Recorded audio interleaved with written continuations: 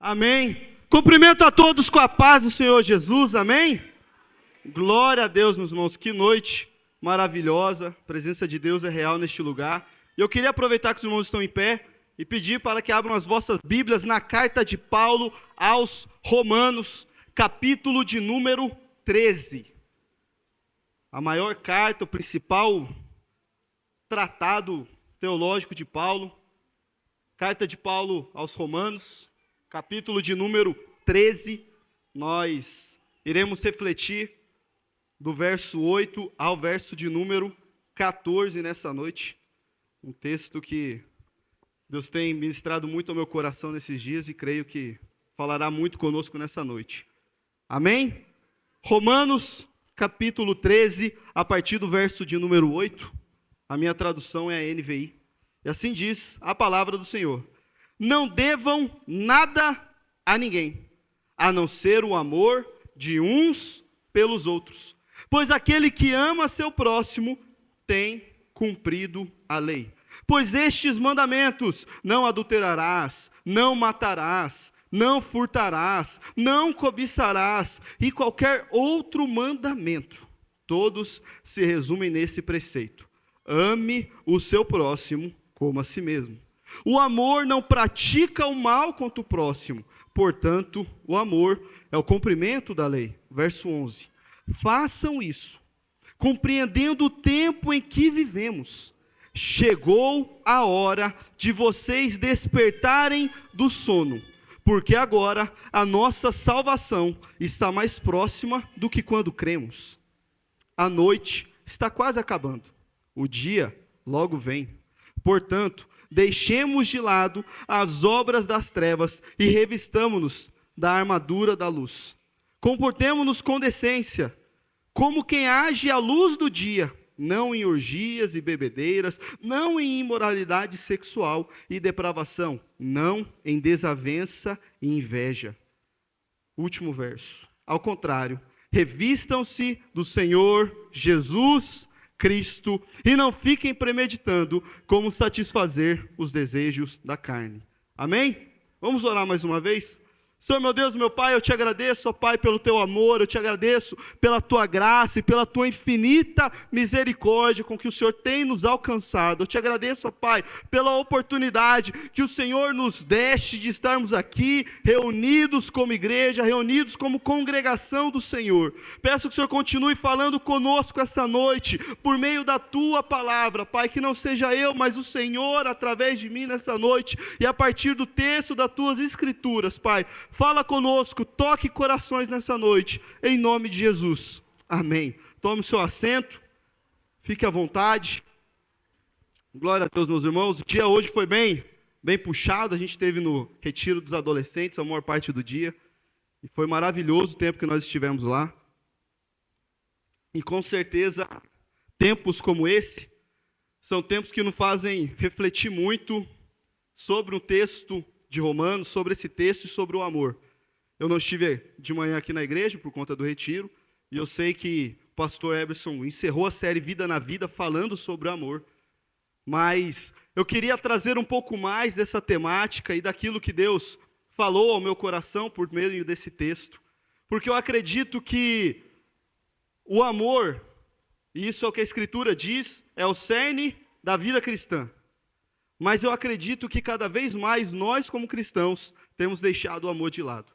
Jesus, ele advertiu os seus discípulos antes da sua morte e ressurreição, que nos últimos dias o amor de muitos se esfriaria.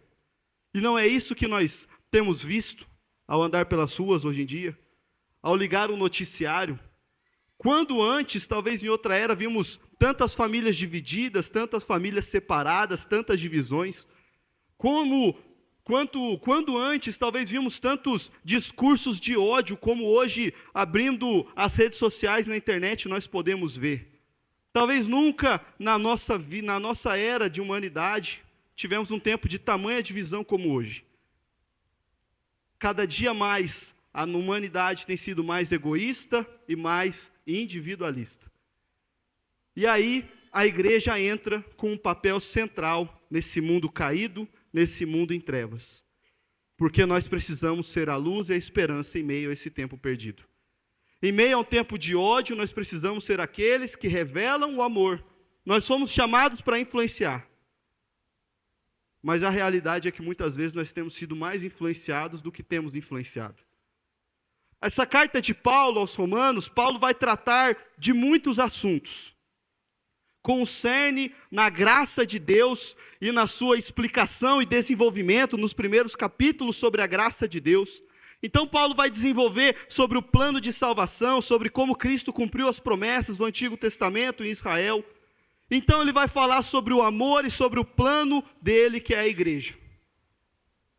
E Paulo vai desenvolver todo esse conteúdo aos romanos, porque eles viviam um tempo de extrema divisão. A igreja de Roma, ela ficava, como o nome diz, na cidade de Roma, capital do Império Romano, e ela era dividida entre judeus e gentios. Talvez uma das igrejas mais polarizadas entre judeus e gentios, porque em determinado período daqueles séculos, o imperador romano expulsou os judeus de Roma. Então, durante 5 anos, os judeus eram proibidos de morar na cidade de Roma. Com isso, a igreja cristã que lá existia se torna completamente gentílica, completamente de cultura romana, de cultura grega. Então, quando os judeus voltam, e esses judeus cristãos voltam, trazendo toda a sua tradição dos mandamentos, da lei de Moisés, da circuncisão, você tem um momento de muito atrito e divisão gerado naquela igreja. Uma tensão muito grande entre duas culturas diferentes é gerado no seio daquela comunidade de fé.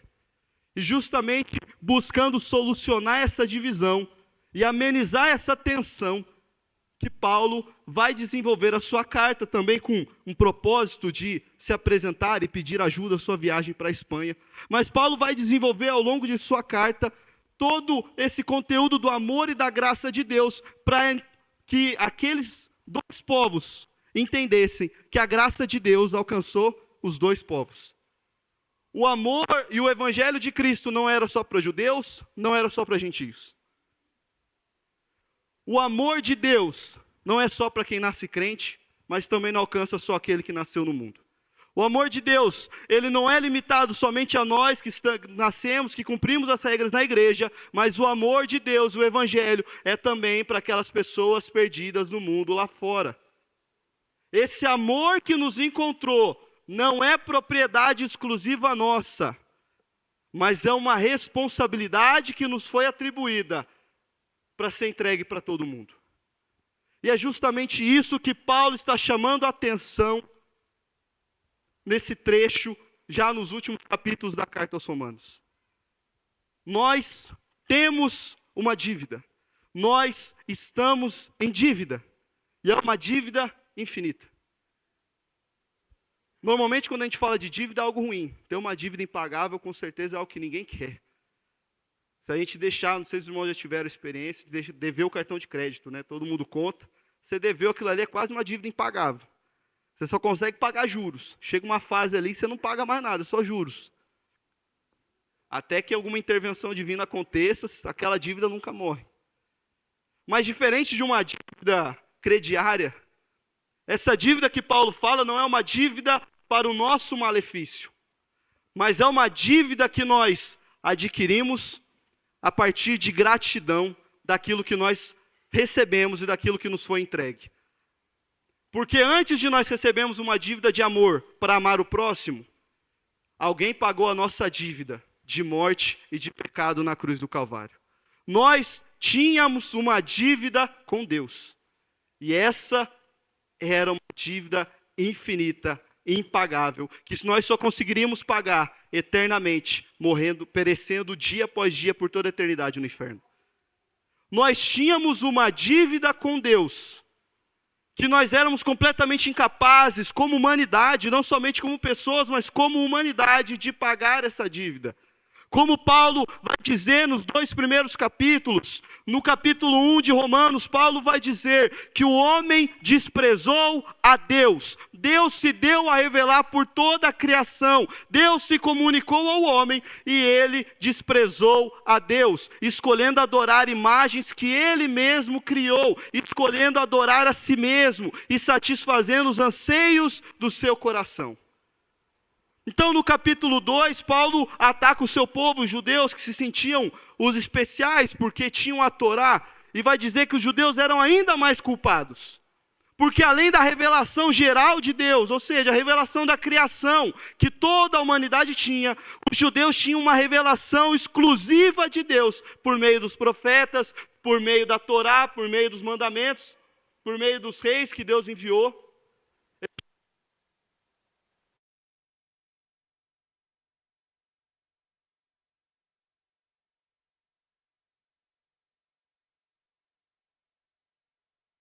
Oi. Então, os judeus eles tinham uma história da revelação de Deus contínua e exclusiva para eles. Ainda assim, eles rejeitaram a Deus. Ainda assim, eles mostraram que por mais que Deus se revelasse, por mais que Deus apresentasse as suas virtudes, por mais que Deus abençoasse um povo, a humanidade é incapaz de cumprir os mandamentos, é incapaz de se salvar. Então Deus paga o preço da nossa dívida na pessoa Cristo Jesus. Deus sempre soube que nós seremos capazes de pagar pela nossa dívida. E Ele sempre teve um plano. Gênesis 3, quando Adão e Eva caem, Ele vai dizer que da semente da mulher viria aquele que daria a cabeça da semente. Milhares de anos depois, Ele veio. Na cruz do Calvário, Ele pisou na cabeça. É por isso que nós, essa noite, estamos... É por isso que hoje nós temos motivos para sorrir. É por isso que hoje nós podemos louvar e adorar esse Deus. E lembrar e trazer à memória as grandes coisas que Ele realizou. Porque o Deus que realizou no passado é o Deus que está realizando no presente. É o Deus que vai realizar no futuro. E nós só temos acesso a essa graça de Deus mediante a fé em Cristo Jesus. E é isso que Paulo deixa claro no início da carta aos Romanos. Nós somos salvos pela graça, nós somos justificados pela fé em Cristo Jesus. Então, a partir desse entendimento do quanto nós fomos amados, nós entendemos que temos uma dívida de gratidão a Deus, porque Ele muito nos amou. Imagine que talvez, acho que todo mundo já teve aquele momento que um amigo te salva de uma furada, você precisa de uma ajuda financeira e ele te empresta um dinheiro, ou ele paga alguma coisa para você, ou seu pneu fura e alguém vai te salvar. E aí você vira, cara, estou te devendo essa. Amiga, estou te devendo essa. É mais ou menos essa relação numa dimensão infinita que nós temos com Deus. Nós temos uma dívida enorme com Ele, de gratidão, porque Ele já pagou o preço por nós e nos entregou isso de graça. Mas se nós quisermos viver a plenitude da graça e do que Deus entregou para nós, nós precisamos ter acesso pela fé e nós vivemos o processo do novo nascimento.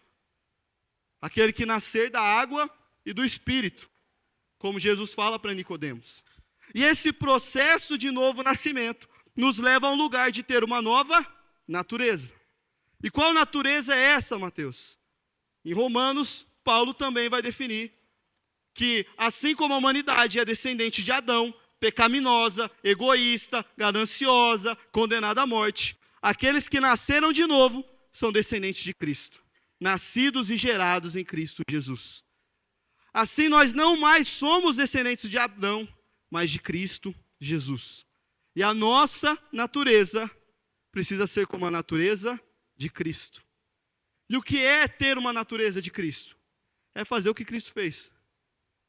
Negou a si mesmo, tomou a sua cruz e se entregou em favor de todos nós.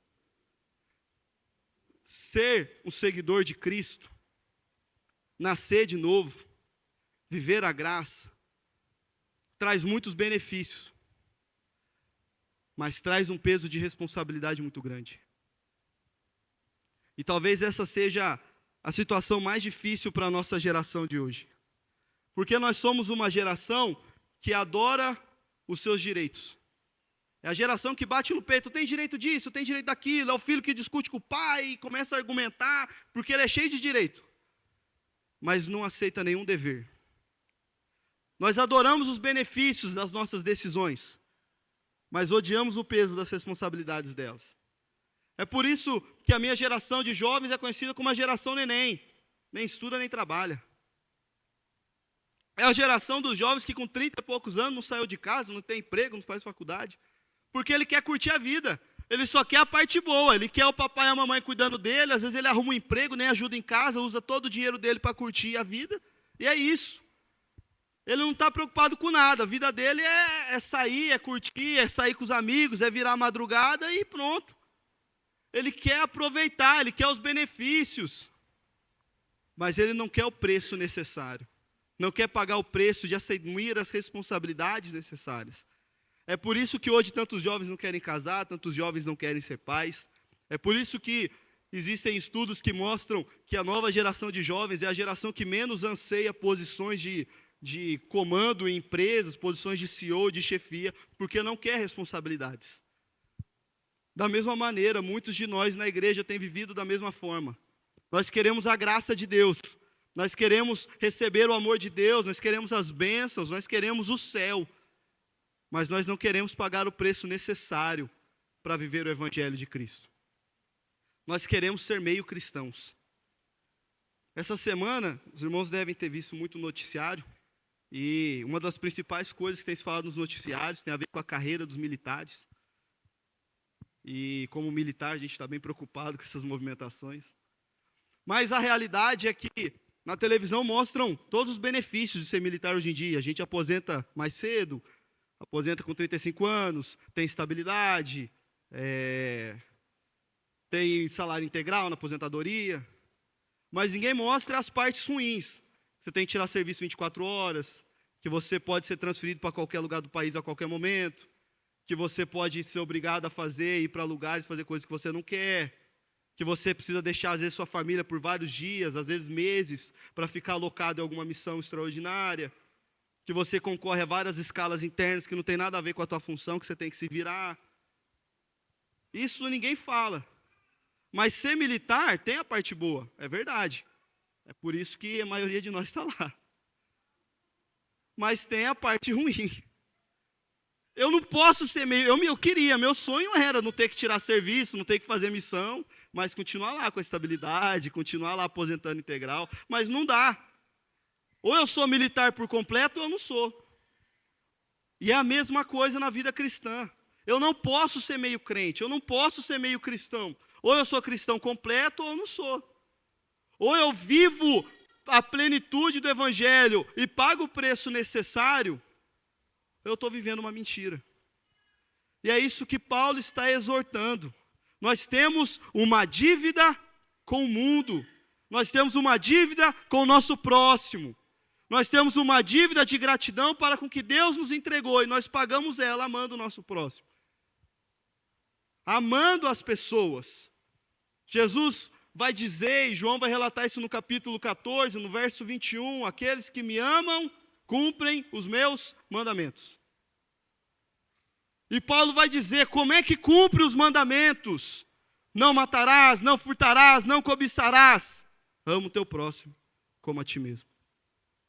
Não tem para onde correr. Nós temos que amar. O Evangelho envolve amar. Mas amar não é simplesmente um sentimento, como a paixão, não é algo que você sente, vontade, eu quero amar, não. Tem momentos que o que você vai sentir com o teu próximo é vontade de esganar ele. E esses momentos vão acontecer mais vezes. Mas o amor é uma atitude.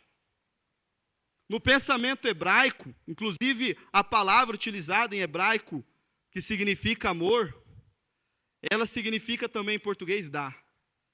O significado do amor para um judeu são atitudes.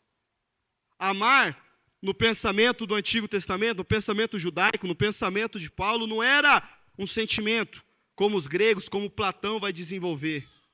Como nós hoje fazemos poesias, canções sobre o amor, como um sentimento maravilhoso que vem e vai e que queima o coração. Mas amor, no sentido bíblico, é atitude, é ação. Não é, você não tem que olhar e gostar, não tem que olhar, eu gosto do Tiago, gente boa demais, nossa, adoro, não importa o que eu penso, eu tenho que servir a vida dele, independente do que eu sinto, do que eu penso. Eu preciso amar a vida dele, então eu não vou querer cobiçar nada que é dele, eu não vou ter inveja de nada que é dele, porque eu amo como eu amo a minha vida, eu quero que ele se dê bem, eu quero que ele vença, eu quero que ele tenha sucesso. Porque é isso que Jesus nos exorta a fazer, isso que é cumprir os mandamentos, isso é ser um cristão. Amar como ele nos amou. E Jesus, ele vai aumentando tanto o sarrafo da fé, tanto o nível, que ele vai dizer sobre nós amarmos o próximo como a nós mesmos, assim como Deus tinha dito a Moisés em Levítico. Mas Jesus, ele vai ainda além, ele chega para os discípulos depois e fala, não, mas vamos além, vou dar um novo mandamento, ame o próximo como eu vos amei. Porque se talvez para você não tem aquele amor próprio, não tem aquela coisa, eu não gosto de mim, também não gosto de ninguém, então ama o próximo como Cristo te amou. E quando ele te amou, ele morreu numa cruz pela sua vida. Às vezes, eu tenho me angustiado muito como às vezes nós somos tão impacientes, tão duros com os irmãos, sabe? Como jovem, a gente que é jovem é muito ansioso, é muito acelerado, o jovem tem aquele espírito revolucionário, né? Jovem adolescente, ele acha que descobriu a roda de novo e quer reinventar tudo, aí quer chegar na igreja e fazer tudo novo de novo. E Deus tem colocado muito no meu coração esse lugar de amor, de olhar para os irmãos que talvez você não entende porque ele pensa assim, não entende porque ele tem aquela atitude, talvez você não entenda a maneira dele, a visão de reino que ele tem, mas Cristo te mandou amar, te mandou ser paciente, te mandou ser misericordioso, porque diante de Cristo você também não é uma pessoa tolerável. Diante de Cristo, nós também não somos pessoas que merecem empatia, mas ainda assim Ele derramou sobre a nossa vida misericórdia e empatia. Então quem somos nós para sermos tão superiores a ponto de não termos o mínimo de paciência, de empatia, de misericórdia uns para com os outros? É isso que Paulo está dizendo, ame o próximo, porque o amor, quem ama, se importa, ele não tem ciumeiras, ele não tem invejas, não tem rixas. Como o próprio Paulo vai dizer em 1 Coríntios 13, todo o capítulo falando do amor, o amor é paciente, o amor é bondoso, o amor tudo suporta. Isso é amar. Amar é realmente olhar no olho de alguém que você não tem, às vezes, uma afinidade, mas ainda se importar, ainda orar por aquela vida, ainda cuidar, ainda servir. Meus irmãos, se nós, como igreja, não fazemos isso, entre nós, como nós vamos conseguir fazer com aqueles lá fora que estão perdidos? Se nós, como igreja do Senhor, filhos de Deus, nascidos da água e do Espírito, cheios do Espírito Santo, que falam de Jesus, não têm amor uns pelos outros, vivem com divisão, vivem com rixas, vivem com disputas internas, com invejas, com disputas. Como as pessoas lá fora vão olhar para nós e acreditar nesse amor, nesse Cristo que nós pregamos tanto? Não é à toa que Jesus vai dizer na oração sacerdotal que a nossa unidade revela a Ele, o Pai. Porque a unidade, a união dos diferentes, é algo que só o Espírito Santo gera. Não é da natureza humana gerar unidade com quem nós não temos afinidade. A natureza humana, ela gera unidades de interesse. Nós pensamos igual, então nós nos unimos. Nós temos o mesmo interesse em comum, então nós nos unimos. Nós temos um mesmo objetivo, né? Um time, por exemplo, tem o mesmo objetivo, ele quer ganhar, aqueles jogadores têm um propósito ali, então eles se unem naquele objetivo. Mas gerar uma unidade entre pessoas diferentes, visões diferentes, é o Espírito Santo que gera.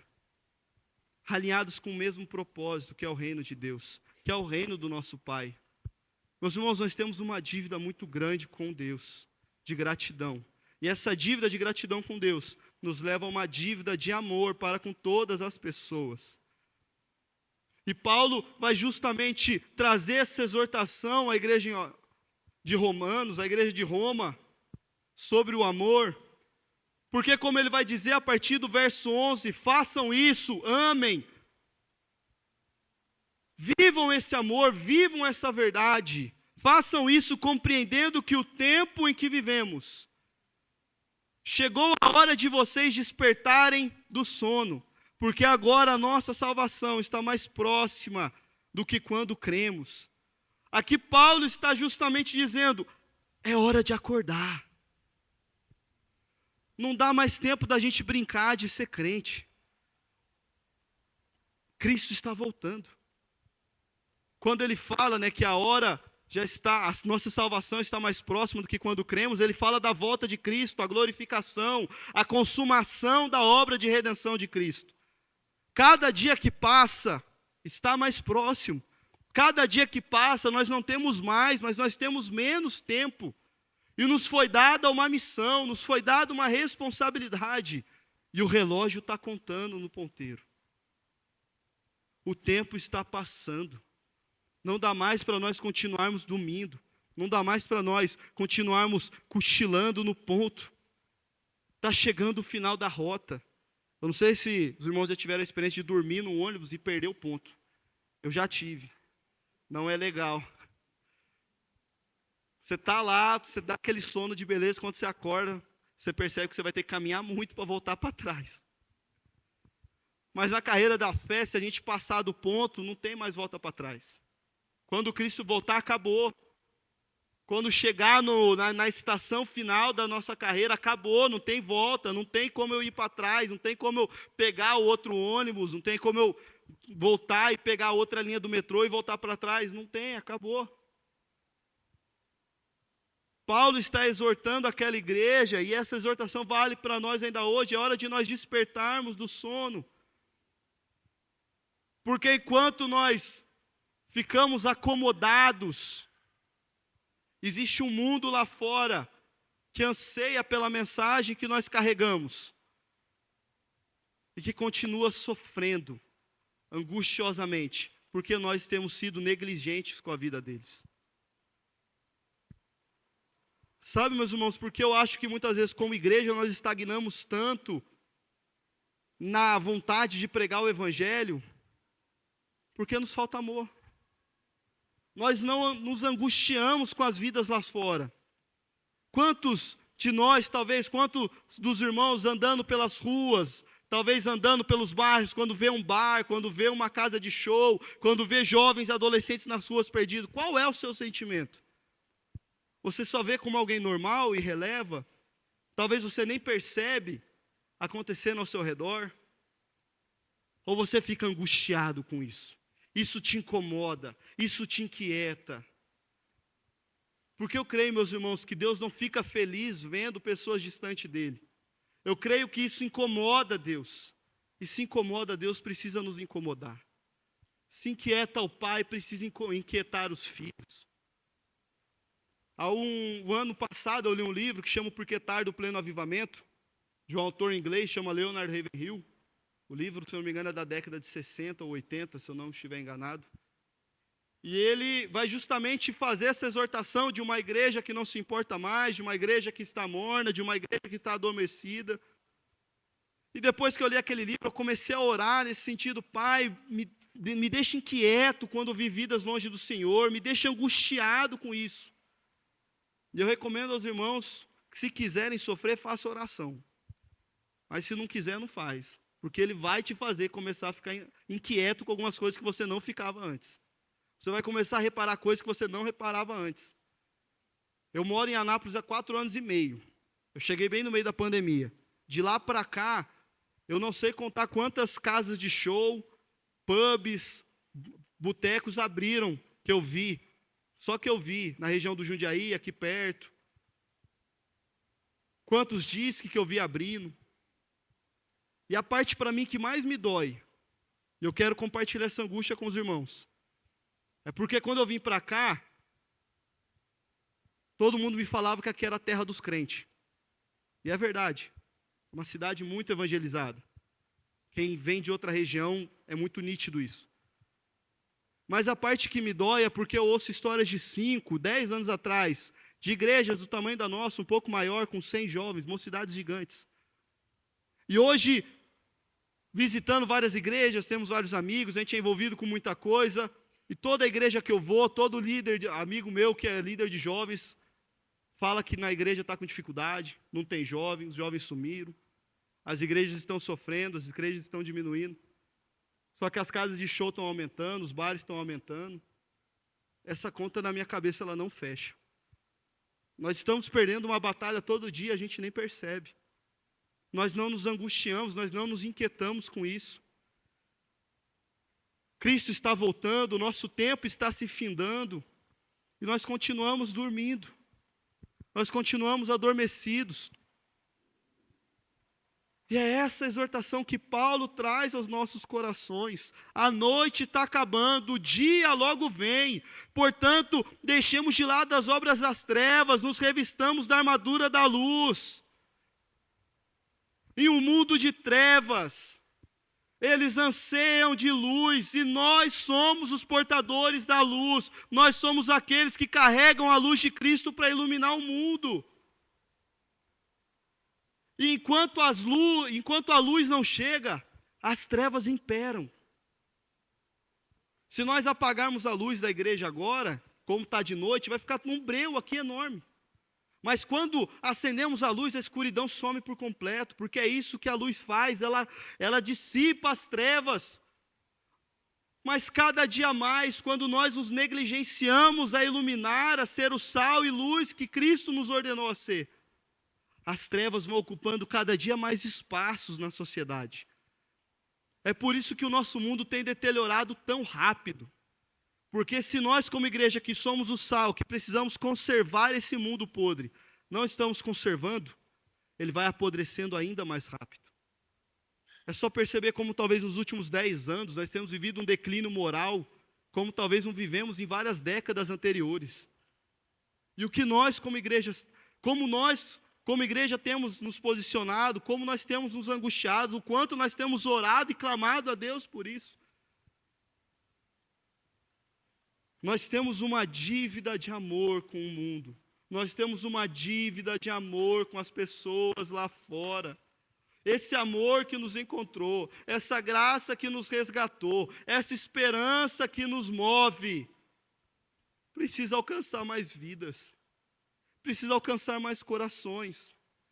Não é mais tempo de nós dormirmos. Não é tempo de nós tentarmos ser meio crente, de querer só as bênçãos de Deus, mas não as responsabilidades.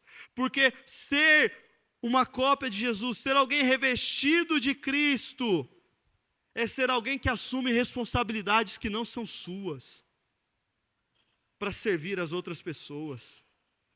Como Paulo vai dizer, comportemo-nos com decência, como quem age na luz do dia, não em urgias, em bebedeiras, não em imoralidade, em depravação, não em desavença e inveja. Ao contrário, revistam-se do Senhor Jesus Cristo e não fiquem premeditando como satisfazer os desejos da carne. Nós não fomos chamados para realizar os nossos sonhos, nós não fomos chamados para satisfazer os anseios do nosso coração, nós fomos chamados para revelar Cristo ao mundo em trevas, nós fomos chamados para revelar a salvação, nós somos chamados para iluminar as trevas deste mundo. Revistamo-nos de Cristo. E o que é ser revestido de Cristo? É o que Paulo fala em Filipenses 2, tende em vós a mesma mente que houve também em Cristo Jesus, que sendo Deus, não teve por usurpação ser igual a Deus, mas esvaziou-se a si mesmo, tomando a forma de servo, e achado em figura humana, foi obediente até a morte, morte de cruz. Ser revestido de Cristo é se sacrificar, é obedecer ao Pai, é não buscar pela sua vontade, mas pela vontade de Deus para a sua vida. Deus tem um propósito eterno sendo realizado, e cada um de nós tem um papel nesse propósito eterno de Deus. E Ele nos chama para viver isso. Não dá para nós fugirmos disso. Nós temos uma responsabilidade. Eu gosto muito de uma ilustração do texto bíblico mesmo. Quando nós paramos para analisar em Gênesis 3, quando Adão e Eva caem, eles tomam do fruto proibido. Deus chega em Adão e fala: Adão, o que você fez? O que o Adão faz? A mulher que tu me deste, me deu do fruto. Por quê? Porque a natureza do pecado no Adão fazer ele fugir de responsabilidades e apontar a culpa para outra pessoa. Isso não é responsabilidade minha não, Deus. Foi a mulher que o Senhor me deu. Ele ainda tenta jogar. Eu acho o Adão muito ousado. Que ele, além de falar que foi a mulher que tu me deu. Então, na última instância, o Adão está conseguindo culpar Deus. É um nível para tu ver o que o pecado faz na cabeça do cidadão. Mas ali Adão, qual é o resultado de Adão? Adão peca, a responsabilidade era dele. Ele foi lá, pegou o fruto e comeu. A culpa era dele. Mas qual é a reação dele? Não é minha culpa não. Foi a mulher que o Senhor me deu. Porque é isso que o pecado, a natureza do pecado em nós faz. Não é minha responsabilidade não, é do fulano. Não é minha culpa, é do Beltrano. Não fui eu. Nós fugimos da culpa, nós fugimos das responsabilidades, nós fugimos das consequências. Nós queremos as partes boas, mas queremos fugir da responsabilidade que isso traz. Mas então nós vamos para Cristo Jesus, o varão perfeito. E Jesus estava muito bem lá no céu, sendo Deus, com a vida perfeita. Mas então ele olha para a culpa do Adão, que não tinha nada a ver com ele, o Adão que quis tomar aquela decisão. Mas ele olha para o Adão e fala: pai, põe na minha conta, está comigo, a culpa é minha. Ele tomou sobre si as nossas dores, as nossas enfermidades. Sobre ele o castigo que nos traz paz foi derramado sobre a vida de Cristo Jesus. Enquanto Adão tentou tirar dele a culpa da responsabilidade, Jesus foi lá e assumiu uma conta que nem era dele e pagou em nosso lugar. E é isso que ele nos chama a fazer. Assumir um lugar de responsabilidade, matar no peito, realmente resolver os problemas, não só olhar e jogar para o lado, não só deixar na conta do outro, mas assumir. Eu tenho condição de resolver esse problema, então eu vou resolver esse problema. Ah, mas a culpa não foi sua, amém, mas eu vou resolver pelo meu irmão, eu vou cuidar do meu irmão, eu vou me sacrificar pelo meu irmão. Um lugar de serviço e de responsabilidade. Esse é o grande exemplo de Cristo, nosso irmão mais velho. É isso que Paulo nos exorta e nos chama a viver. Aleluia. Revistam-se do Senhor Jesus Cristo. Se revestir de Cristo é se revestir de responsabilidade. Se revestir de Cristo é se revestir de sacrifício. Se revestir de Cristo é ser luz em meio às trevas. Se revestir de Cristo é ser um homem completo, é ser uma mulher completa, é ser pleno. Não é ser meio cristão, mas é ser um cristão completo. Sim, somos filhos de Deus. Sim, somos co-herdeiros de tudo ao lado de Cristo Jesus. Sim, a glória que há de ser revelada em nós é muito maior do que os sofrimentos deste tempo presente. É verdade que toda sorte de bênçãos foi derramada sobre a nossa vida. É verdade. Mas nós também temos responsabilidade. Nós temos uma dívida para com o mundo até o final de nossas vidas. Amar o próximo como a nós mesmos. Amar o próximo como Cristo nos amou. Essa é uma responsabilidade que não tem como nós fugirmos. É algo que Cristo nos entregou. E é um santo privilégio podermos viver essa palavra. É um santo privilégio podermos amar e servir pessoas. Revelar Cristo na vida de outras pessoas.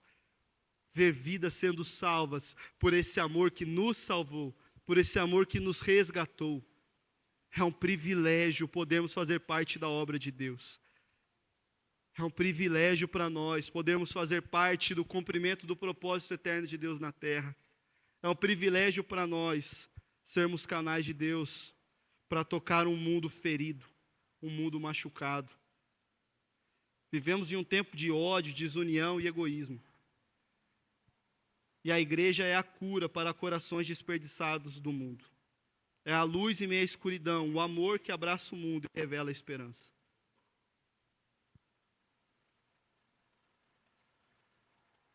Que a próxima vez que nós vimos um noticiário, que talvez a próxima vez que andarmos pelas ruas e vimos a triste realidade do nosso mundo, que o nosso coração não tenha a reação do fariseu, na oração, e que Jesus conta a oração do fariseu, do publicano, e que ele ora: obrigado, Pai, porque eu não sou o fulano, porque eu não sou o publicano.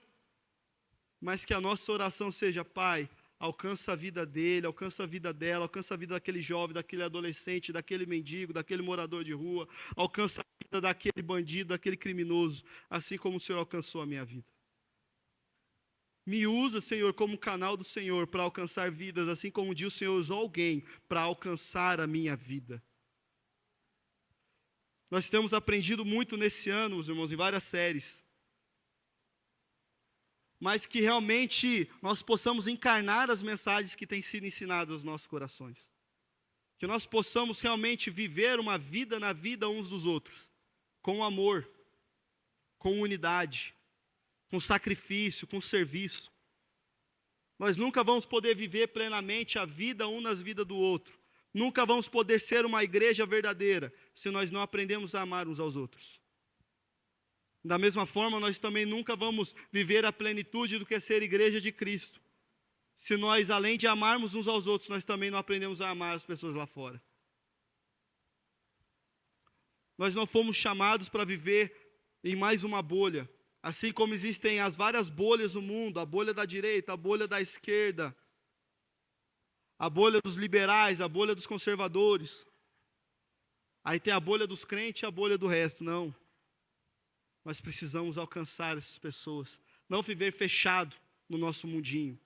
Mas que o nosso mundo, que o mundo eterno de Deus, que a realidade eterna de Deus que caminha conosco, que o reino eterno de Deus que nós carregamos, invada a realidade das outras pessoas. Que nós sejamos o canal de Deus nesse mundo. Convido os irmãos a se colocarem de pé. E eu gosto muito de fazer citação de música.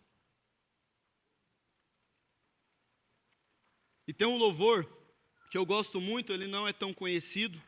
Ele é um louvor que foi lançado esse ano pelo grupo de louvor da Zion Church, igreja lá de São Paulo, a Alto Monte Music. E o nome da música é Tua Igreja. E o refrão dela vai dizer que somos tuas mãos para a nossa nação.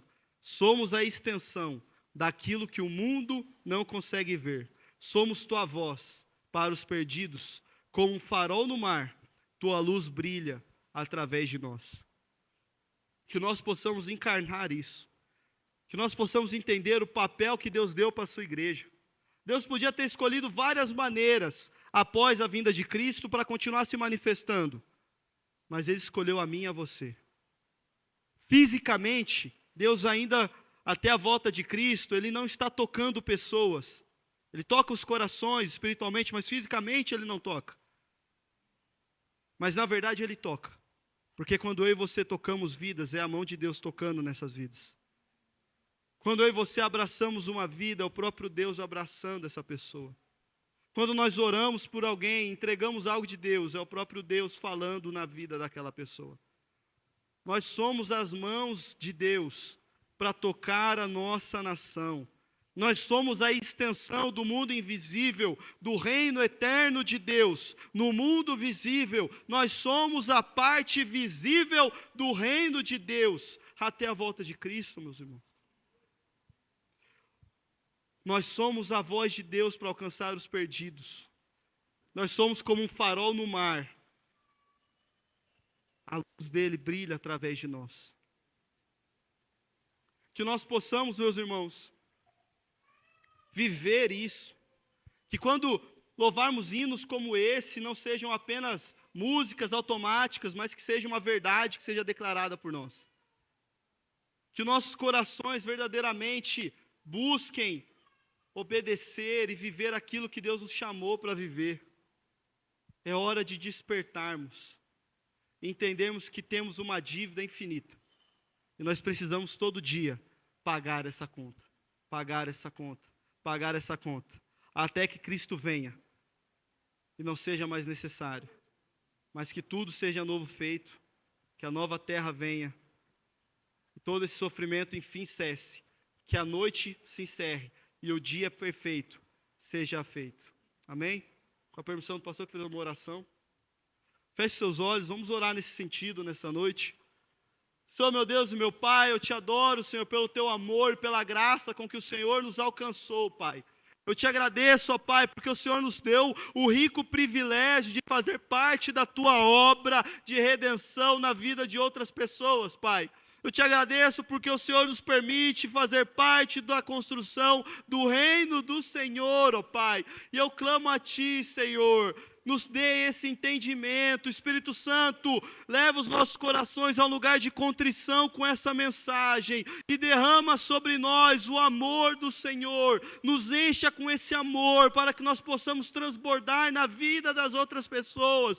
Nos faça entender, Espírito Santo, quão grande é a responsabilidade que a nós foi entregue. Nos faça entender, Senhor, quão grande é o privilégio que nos foi entregue e que possamos viver o Evangelho em plenitude, que possamos ser cristãos completos, que possamos viver a plenitude do amor do Senhor e da graça que foi derramada sobre nós, Pai. Nos deixe inquietos ao ver esse mundo perecer, nos deixe inquietos ao ver tanta desunião e ódio, mas que nós sejamos o amor do Senhor revelado a este mundo, que nós sejamos o canal do Senhor para tocar as vidas ao nosso redor, Pai. Essa é a nossa oração, em nome de Jesus. Em nome de Jesus.